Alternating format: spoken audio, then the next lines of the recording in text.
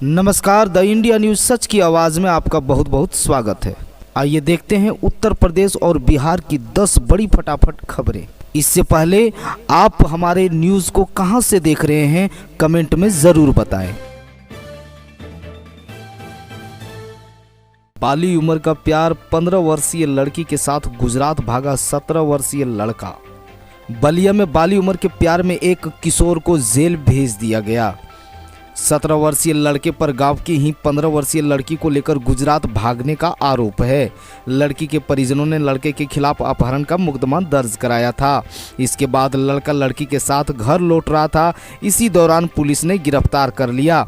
मामला नगरा थाना क्षेत्र के एक गांव की है। लड़की के परिजनों का आरोप है कि लड़के ने लड़की को 1 महीने तक गुजरात में रखा और उसके साथ रेप किया। उन्होंने बताया कि आरोपी लड़का किशोरी को अगवा करने के बाद गुजरात ले गया और उसके साथ तकरीबन 1 माह तक बलात्कार किया। उन्होंने बताया कि किशोर अगवा किशोरी को लेकर गुजरात से गांव लौट रहा था। तभी पुलिस ने बृहस्पतिवार को नगरा कस्बे के गढ़वार मोड़ पर दोनों को पकड़ लिया। उन्होंने बताया कि पुलिस ने आरोपी को बाल सुधार गृह मऊ भेज दिया है।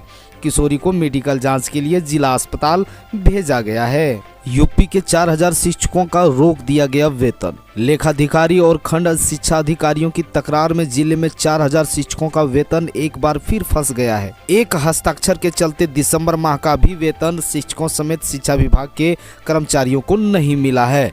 इसके चलते उनके सामने कई तरह की दिक्कत आने लगी है।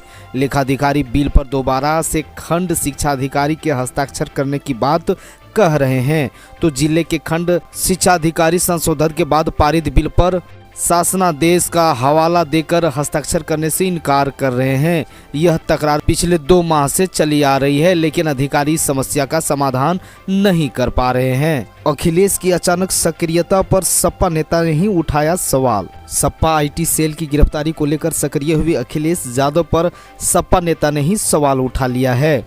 सपा नेता ने अखिलेश यादव पर तंज भरे लहजे में एक लेटर भी लिखा है।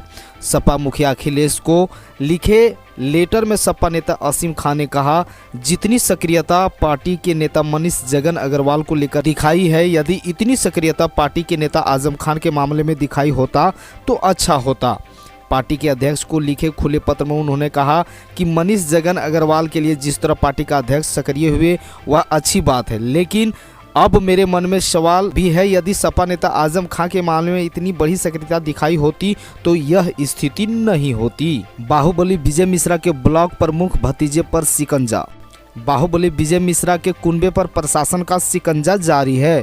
इसी कड़ी में शुक्रवार को विजय मिश्रा के भतीजे और गैंग के सक्रिय सदस्य व डीग ब्लॉक प्रमुख मनीष मिश्रा का 7.30 करोड़ रुपये का मकान गोपीगंज पुलिस ने कुर्क किया। उक्त कार्रवाई जिलाधिकारी गौरांग राठी द्वारा गैंगस्टर एक्ट के तहत दिए गए आदेश के अनुपालन में की गई है। एसपी डॉक्टर अनिल कुमार ने बताया कि शासन स्तर से चिन्हित माफिया व ज्ञानपुर के पूर्व विधायक विजय मिश्रा के भतीजे मनीष पर प्रयागराज की दलित महिला के काम दिलाने के बहाने गैंगरेप का आरोप लगाया था। आरोपित पर इसके अलावा 2 दर्जन मामले अलग अलग थाने में दर्ज हैं। खाकी फिर शर्मसार, दरोगा ने गलत वारंट दिखाकर किया गिरफ्तार, दलाल के जरिए किया वसूली। आगरा में बदमाशों के अंदाज में एक व्यक्ति को घर से उठाया गया। सिकंदरा थाने की पदम प्राइड चौकी में 6 घंटे अवैध हिरासत में रखा गया। मारपीट की गई, जेल भेजने की धमकी दी गई, 50,000 रुपये मांगे गए। बाद में 20,000 में सौदा तय हुआ। 10,000 मौके पर लिए गए। 10,000 रुपये का फोन पर तगादा किया जा रहा था। पीड़ित ने पदम प्राइड चौकी प्रभारी और उनके कथित दलाल की पुलिस आयुक्त से शिकायत की है। मामले की जांच चल रही है। कर्नाटक राजस्थान में जातिगत गणना की रिपोर्ट ही सरकार ने दबा दी।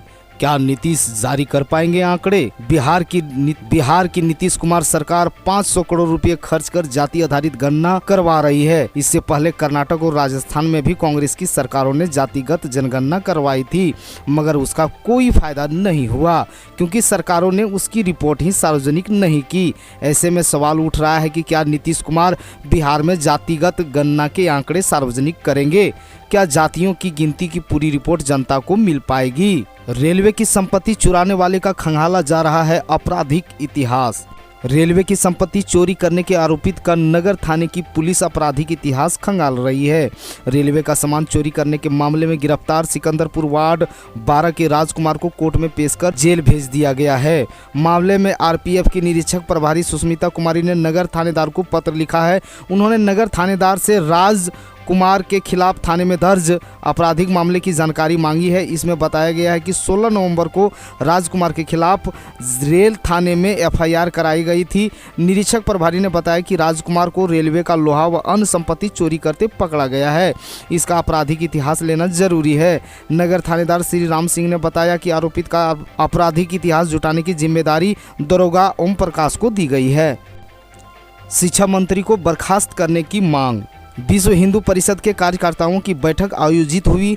बैठक में बिहार के शिक्षा मंत्री प्रोफेसर चंद्रशेखर के द्वारा रामचरितमानस और संघ के बारे में दिए गए अमर्यादित बयान के विरोध में चर्चा हुई। अध्यक्षता कर रहे विहिप के जिला प्रचार प्रसार प्रमुख राज सिंह चंपू ने कहा कि शिक्षा मंत्री जैसे पद पर बैठकर अमर्यादित बयान मंत्री के मानसिक संतुलन को दर्शाता है। इस तरह का बयान करोड़ों हिंदुओं की आस्था का प्रहार है। ऐसे अमर्यादित बयान को तुरंत वापस लेकर सार्वजनिक रूप से माफी मांगनी चाहिए। विहिप के पूर्व जिला मंत्री सह छात्र संघ अध्यक्ष सागर कुमार नन्हे ने कहा कि इस तरह का बयान हिंदुओं की आस्था का प्रहार है। कुछ राजनेताओं के द्वारा समाज को बांटने का प्रयास किया जा रहा है। ऐसे लोग तुष्टीकरण को बढ़ावा देकर समाज में नफरत फैलाने की कोशिश कर रहे हैं। नफरत फैलाने वाले तथा हिंदुओं की आस्था पर चोट करने वाले ऐसे मंत्री को अविलंब बिहार सरकार बर्खास्त करने के साथ उन पर कड़ी कार्रवाई करे। 8 फरार आरोपियों के घर पुलिस ने चिपकाया इश्तेहार। डगरुआ थाना क्षेत्र के दुबोली गाँव में हत्या के प्रयास के मामले में फरार चल रहे 8 आरोपियों के घर में पुलिस ने इश्तेहार चिपकाया। डगरुआ थाना अध्यक्ष रामचंद्र मंडल ने बताया कि सहायक अवर निरीक्षक थाना में प्रभास कुमार पांडे के नेतृत्व में दुबोली गांव में फरार आरोपी की गिरफ्तारी के लिए छापेमारी की एवं परिजनों से आरोपियों की हाजिरी होने की चेतावनी भी दिया गया।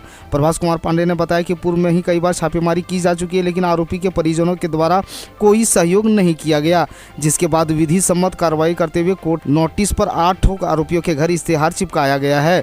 उन्होंने बताया कि फरार आरोपी में रहमत पिता अब्दुल रकीब, अहमद पिता ग्यास, हिमायू पिता मुश्ताक, नूरदीन पिता अनवारुल, ग्यास पिता स्वर्गीय हमीद, राहत पिता नईम, कलाम पिता मुश्ताक एवं नसीद पिता इसरिस सभी आरोपी डगरुआ थाना क्षेत्र के दुबोली निवासी हैं जो महीने भर फरार चल रहे हैं।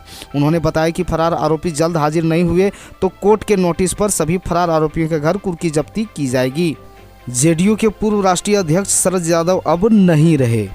जनता दल यूनाइटेड जेडीयू के पूर्व राष्ट्रीय अध्यक्ष और बिहार के पुराने समाजवादी नेता शरद यादव का गुरुवार की रात निधन हो गया। वह 75 साल के थे। उनकी बेटी सुभाषिनी यादव ने फेसबुक पोस्ट के जरिए पिता के निधन की जानकारी दी। शरद यादव ने अपनी राजनीतिक जीवन में कई उतार चढ़ाव देखे। बिहार के मुख्यमंत्री नीतीश कुमार से उसकी दुश्मनी में खूब सुर्खियां बटोरी।